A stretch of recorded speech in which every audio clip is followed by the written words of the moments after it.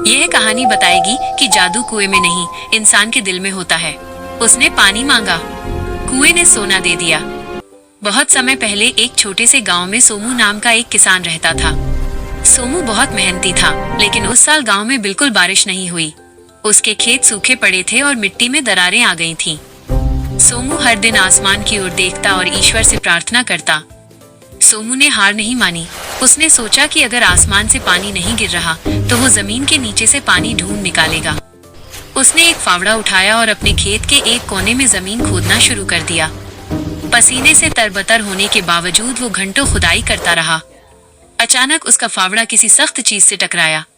सोमू ने सावधानी से मिट्टी हटाई तो उसे पत्थर से बना एक पुराना कुआं दिखाई दिया। ये कुआं साधारण नहीं लग रहा था। इसकी दीवारों पर अजीब से नक्काशीदार चित्र बने थे और उसमें से एक हल्की सी नीली रोशनी निकल रही थी। सोमू ने एक रस्सी और बाल्टी ली और उसे कुएं के अंदर डाला। उसे उम्मीद थी कि उसे पानी मिलेगा, लेकिन जब उसने बाल्टी बाहर खींची तो उसकी आंखें फटी की फटी रह गईं। बाल्टी पानी से नहीं बल्कि सोने के चमकदार सिक्कों से भरी हुई थी। सोमू बहुत दयालु था। उसने उन सिक्कों का इस्तेमाल खुद के लिए नहीं बल्कि पूरे गांव की मदद के लिए किया।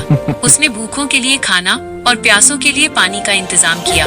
उसने गांव के एक छोटे बच्चे को नए कपड़े और खिलौने दिए। उसी गांव में लालचंद नाम का एक व्यापारी रहता था। वह बहुत लालची था।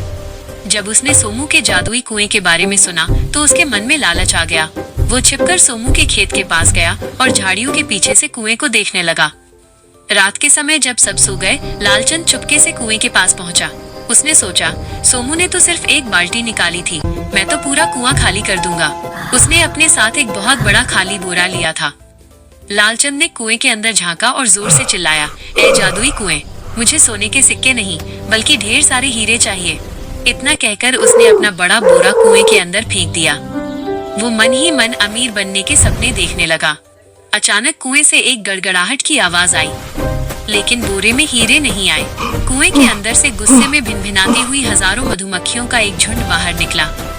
लालचंद डर के मारे चीखने लगा और अपना सिर बचाकर गांव की तरफ भागने लगा। अगली सुबह सोमू कुएं पर पहुंचा। कुआं अब फिर से शांत था। सोमू ने फिर से बाल्टी डाली, लेकिन इस बार कुएं ने सोना नहीं बल्कि साफ और मीठा पानी दिया।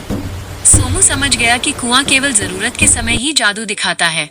उसने खुशी खुशी अपने खेतों को पानी दिया और गांव फिर से हरा भरा हो गया।